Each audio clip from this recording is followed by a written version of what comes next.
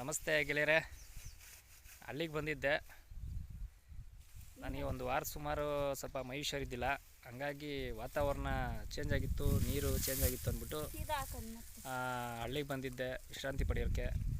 ನಿನ್ನೆ ನೈಟು ನೋಡಿ ಇದೆಲ್ಲ ಫುಲ್ಲು ಭತ್ತನ ಕಟ್ ಮಾಡಿದ್ದಾರೆ. ಇಲ್ಲಿ ನೈಟಲ್ಲಿ ಒಂದೊಂದು ಸೈಡಲ್ಲಿ ಕಾಣಿಸೋದಿಲ್ಲ ನೋಡಿ, ಕಾರ್ನರಲ್ಲಿ ಇಲ್ಲಿ ಕಾಣ್ತಾ ಇದೆಯಲ್ಲ, ಈ ಕಾರ್ನರ್ ಇದೆಯಲ್ಲ, ಈ ಕಾರ್ನರಲ್ಲಿ ಹಂಗಾಗಿ ಬಿಟ್ಟು ಹೋಗಿದ್ದಾರೆ. ಅದನ್ನು ಈಗ ಬೆಳಗ್ಗೆ ಬಂದು ನೋಡಿ ಕಟ್ ಮಾಡ್ತಾ ಇದ್ದೀವಿ.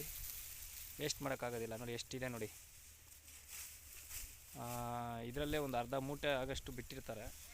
ಅದನ್ನು ವೇಸ್ಟ್ ಮಾಡೋದಕ್ಕೆ ಮನಸ್ಸು ಬರ್ತಾ ಇಲ್ಲ, ಯಾಕಂದರೆ ತುಂಬ ಕಷ್ಟಪಟ್ಟು ಬೆಳೀತಾ ಇರೋದು. ಅದರಲ್ಲಿ ಈಗ ಒಂದೇ ಬೆಲೆ, ಆ ಒಂದು ಬೆಲೆನ ಯಾಕೆ ವೇಸ್ಟ್ ಮಾಡಬೇಕು ಅಂತ ಈಗ ನಾನು ನಮ್ಮ ವೈಫರು ಕಟ್ ಮಾಡ್ತಾಯಿದ್ದೀವಿ ನೋಡಿ.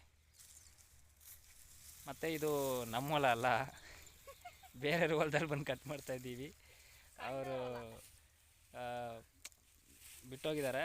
ನಾವು ಯಾಕೆ ಅದನ್ನು ವೇಸ್ಟ್ ಮಾಡಬೇಕು ಅಂತೇಳಿ ನಾನು ನಮ್ಮ ವೈಫ್ ಬೆಳಗ್ಗೆನೇ ಬಂದು ನೋಡಿ ಕಟ್ ಮಾಡ್ತಾಯಿದ್ದೀವಿ ಈ ಸೈಡಲ್ಲಿ ಬಿಟ್ಟಿರೋದನ್ನ. ಯಾಕಂದರೆ ಅನ್ನದ ಬೆಲೆ ಏನಂತ ನಮ್ಗೆ ಗೊತ್ತಿದೆ, ಅದಕ್ಕೋಸ್ಕರ ವೇಸ್ಟ್ ಮಾಡೋದು ಯಾಕೆ, ಟ್ರೈ ಮಾಡೋಣ ಅಂತ ಬಂದು ಈಗ ಬೆಳಗ್ಗೆನೇ ನೋಡಿ ಕಾಣ್ತಾ ಇದೆಯಾ ನೆಲ್ಲಿನ ಭತ್ತ. ಇದು ಭತ್ತದಲ್ಲಿ ನೆಲ್ಲಿದೆ.